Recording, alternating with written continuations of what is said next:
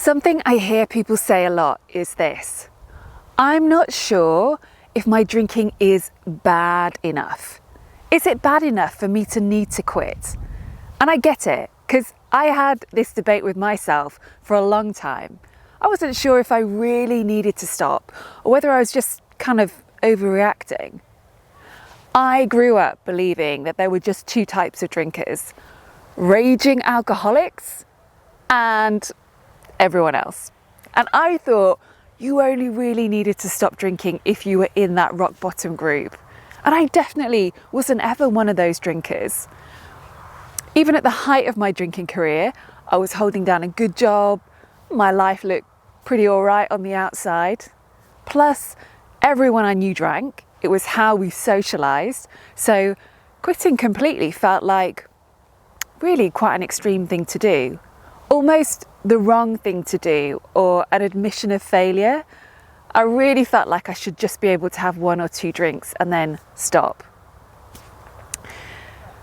We are conditioned to think that we should be able to moderate our use of alcohol, and that we should be able to exercise control over this drug that actually makes you lose control. Like, we think we should be able to use this addictive substance without getting addicted. And we're told that it's just a very small section of the population who can't get the hang of this. So we label those people, we make them different and other and separate from us, and we call them alcoholics. Now, I don't want to go off on too much of a tangent here or get on my soapbox again, but I just want you to think about how well this whole setup serves the alcohol industry. They don't want you to quit drinking, and you do not want to be labelled an alcoholic. So moderation is dangled as this achievable, normal, sensible middle path, and sobriety is painted as something that's a little bit extreme. And people like you and me tie ourselves up in knots trying to be that normal drinker who can drink a mind-bending and addictive substance with complete ease and no problem at all. I'm mentioning all of this stuff because it's really important background context. All that stuff, that's kind of how we end up in this weird place where alcohol's causing us big problems mentally and physically, and we're spending a lot of time worrying about it, feeling miserable, beating ourselves up and battling with ourselves. And yet, we're also saying things like, no, maybe my drinking's not really that bad. Or perhaps next time it'll be different. It took me ages to realise that I was looking at all of this back to front. And by focusing on whether my drinking was bad enough, I was really asking the wrong question.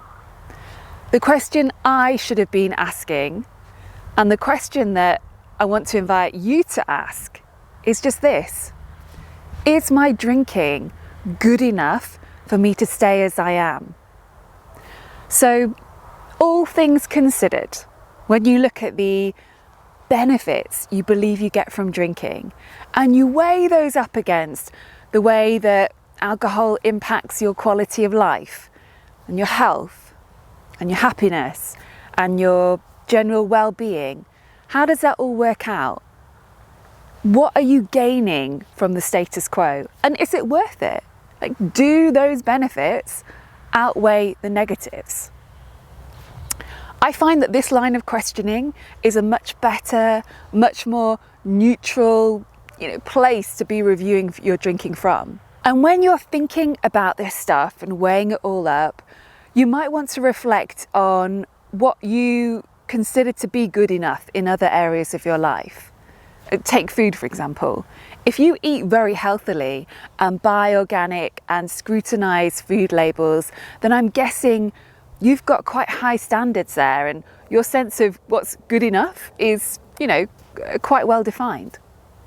Another way to think about this is in terms of a romantic relationship. So if alcohol was a person, what kind of partner would they be? Reliable, caring, and dependable? or someone who breaks a lot of promises and lets you down? And would that kind of relationship be good enough for you and your standards? Or do you just expect better in that area of your life? The thing I really like about this good enough question is that it reminds us that we deserve good things. We deserve a good quality of life. We deserve to take care of ourselves. And none of us need to be anywhere near rock bottom before we decide to stop hurting ourselves and start making some different choices. So if you decide on balance that what you're getting from alcohol isn't good enough for you to just stay as you are, then your next steps are probably more straightforward than you think. Commit to taking a break from drinking.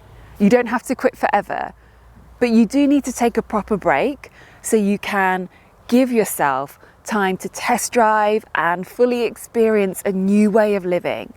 So treat it like a project and go all in. Next week, I'm going to be sharing some more videos on how to take a proper break from booze and really get the most out of it. So definitely keep an eye out for that.